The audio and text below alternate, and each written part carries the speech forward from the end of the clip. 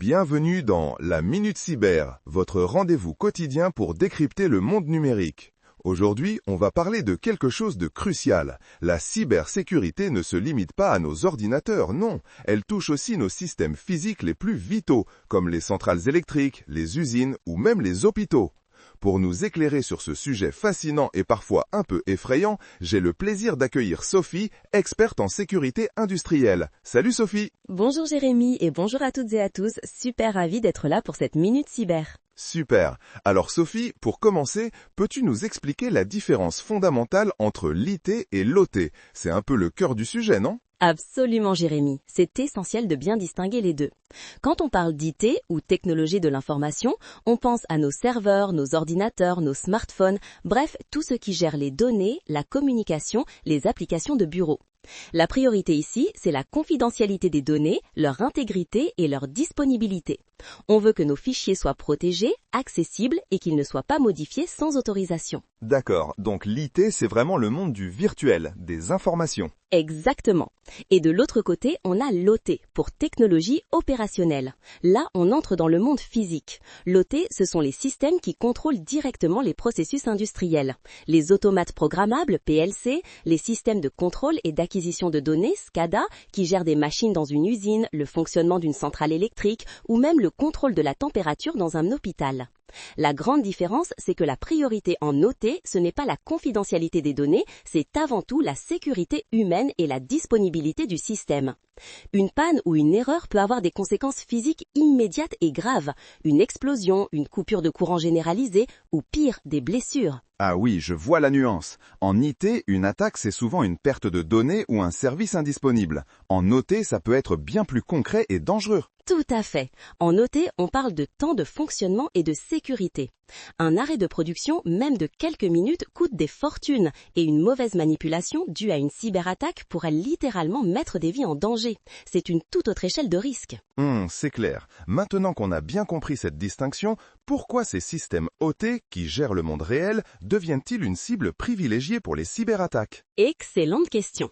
Il y a plusieurs raisons. La première, c'est la convergence IT-OT.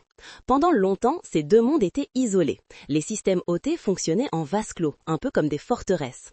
Mais pour gagner en efficacité, en productivité, pour faire de la maintenance prédictive, les entreprises ont commencé à connecter leurs systèmes OT au réseau IT, et parfois même à Internet.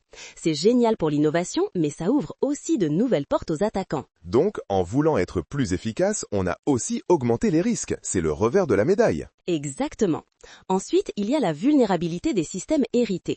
Beaucoup de ces systèmes OT ont été conçus il y a 20, 30, voire 40 ans. À l'époque, la cybersécurité n'était pas une préoccupation majeure. Ils sont souvent difficiles à mettre à jour, c'est-à-dire à patcher, car un redémarrage peut interrompre un processus critique qui ne peut pas s'arrêter. Leurs protocoles de communication ne sont pas sécurisés par défaut. Imaginez un château fort dont les portes ont été renforcées, mais les fenêtres sont restées celles d'il y a des siècles. Ouf, ça donne froid dans le dos. Et l'impact, on en a un peu parlé, mais comment se matérialise-t-il concrètement? L'impact est colossal. On parle de perturbations physiques, des coupures d'électricité, l'arrêt d'une usine, des dégâts environnementaux si des systèmes de gestion des déchets ou de l'eau sont touchés, ou bien sûr des conséquences humaines en cas de sabotage d'installations critiques, comme un hôpital. Une attaque sur un système OT, ce n'est pas juste des données volées, c'est un arrêt de nos services essentiels, une menace directe sur notre quotidien et notre sécurité. C'est terrifiant. Peux-tu nous donner quelques exemples concrets d'attaques emblématiques pour que nos auditeurs mesurent l'ampleur du problème? Bien sûr. Le cas le plus célèbre est sans doute Stuxnet en 2010. Ce verre informatique a été conçu spécifiquement pour cibler les systèmes de contrôle industriel, en l'occurrence des centrifugeuses utilisées dans un programme nucléaire. Il a causé des dommages physiques réels, faisant tourner les centrifugeuses à des vitesses folles jusqu'à leur destruction. Le tout sans que les opérateurs ne voient rien sur leurs écrans de contrôle, qui affichaient des données normales.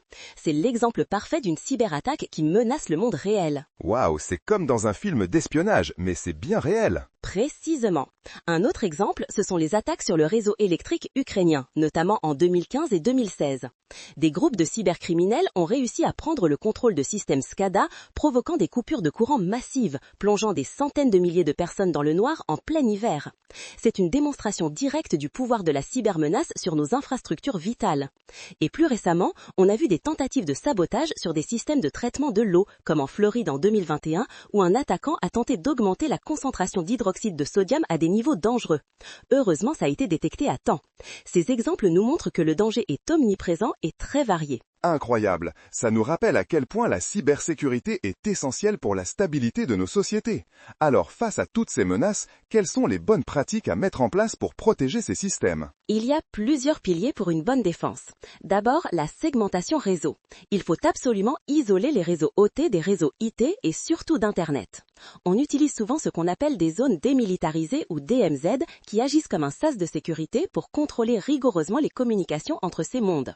Imaginez une ville avec une muraille épaisse entre le quartier résidentiel et l'usine. Donc, on ne mélange pas les torchons et les serviettes en quelque sorte. Exactement.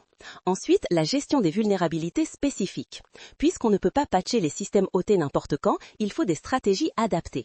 Cela peut impliquer des mises à jour planifiées lors d'arrêts de maintenance ou l'utilisation de solutions de protection virtuelle, comme le patching virtuel qui protège les vulnérabilités sans modifier le code du système. Malin, on protège sans arrêter la machine. C'est ça. Troisièmement, la surveillance proactive et la détection d'anomalies. Les systèmes OT ont des comportements très prévisibles. Telle pompe doit tourner à telle vitesse, tel capteur doit afficher telle valeur. Toute déviation par rapport à cette normalité doit déclencher une alerte immédiate. C'est comme avoir des gardes qui connaissent le rythme de vie du château et qui détectent le moindre bruit suspect. Un peu comme un système d'alarme intelligent qui connaît les habitudes de la maison. Tout à fait.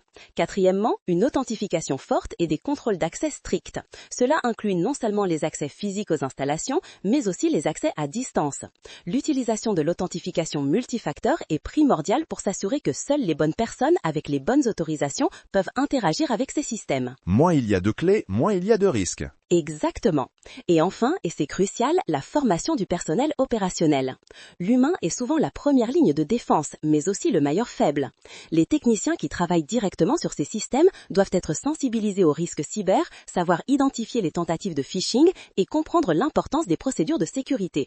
Un opérateur bien formé peut déjouer une attaque avant qu'elle ne prenne de l'ampleur. Donc, la technologie est importante, mais la vigilance humaine l'est tout autant. Sophie, un grand merci pour toutes ces explications passionnantes et très claires. C'est vraiment un domaine où la cybersécurité protège concrètement notre monde physique. Avec plaisir, Jérémy. C'est un sujet qui me tient à cœur et j'espère avoir pu éclairer nos auditeurs sur l'importance de la sécurité OT pour la résilience de nos sociétés. Je n'en doute pas. Un dernier mot pour conclure? Je dirais que la cybersécurité des infrastructures critiques est un effort collectif.